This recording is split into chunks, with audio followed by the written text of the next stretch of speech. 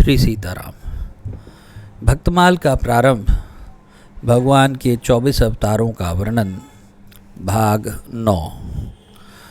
भक्तों, आज हम कल्कि अवतार के विषय में कुछ कथा कहेंगे संक्षेप में। कलयुग के अंत में जब सत्पुरुषों के घर भी भगवान की कथा में बाधा होगी और ब्राह्मण, क्षत्रिय और वैश्य ये सब पाखंडी हो जाएंगे और शूद्र राजा होंगे, यहाँ तक कि कहीं भी स्वाहा, स्वधा और वषटकार की ध्वनि नहीं सुनाई पड़ेगी। राजा लोग प्रायः लुटेरे हो जाएंगे।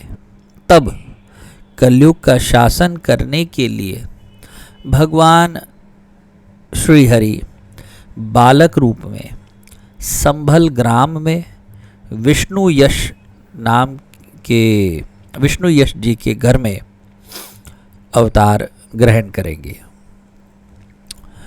ये स्वयं भगवान कल्कि होंगे। परशुराम जी उनको वेद पढ़ाएंगे, शिवजी शास्त्रों का संधान सिखाएंगे, शस्त्रों का मतलब शस्त्र और अस्त्र, शस्त्र अस्त्रों का संधान सिखाएंगे और साथ ही एक घोड़ा और एक खड्ग यानी तलवार देंगे। तब कल्कि भगवान ब्राह्मणों की सेना साथ लेकर संसार में सर्वत्र फैले हुए मलेच्छों का नाश करेंगे। पापी दुष्टों का नाश करके वे सत्युग के प्रवर्तक होंगे। वे ब्राह्मण कुमार बड़े ही बलवान, बुद्धिमान और पराक्रमी होंगे। धर्म के अनुसार विजय प्राप्त कर वे चक्रवर्ती राजा होंगे और इस संपूर्ण जगत को आनंद प्रदान करेंगे। भक्तों, ये महाभारत के वन पर्व में ऐसा ये उल्लेख मिलता है और ये बहुत संक्षेप में कल्कि अवतार जी की कथा है। आप जब कभी देखे होंगे कि भगवान जब परशुराम जी ने पृथ्वी को ये देखा कि अब मैं इसको क्षत्रियों से विहीन कर दूंगा, और उन्होंने किया भी,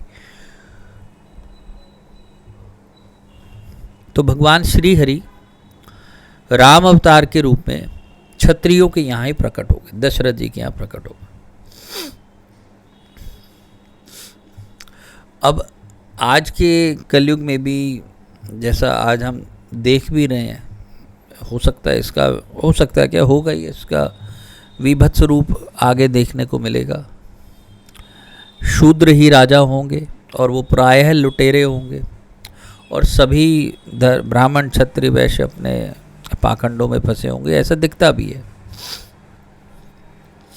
किंतु भगवान श्री हरि ब्राह्मणों पर और उनका, क्योंकि हालात ऐसे होंगे जैसे कहा गया कि वे कोई भी यज्ञ आदि नहीं कर पाएंगे।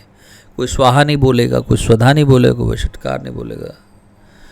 तो ये सब जब शासन होगा, इतना कलयुग अपनी अति पर चढ़ जाएगा, तो भगवान स्वयं ब्राह्मणों की सेना लेकर के, ब्राह्मणों का ही उनका पक्ष लेकर के इस जगत को आनंद प्रदान करेंगे और दुष्टों का संहार, मलेच्छों का संहार करेंगे।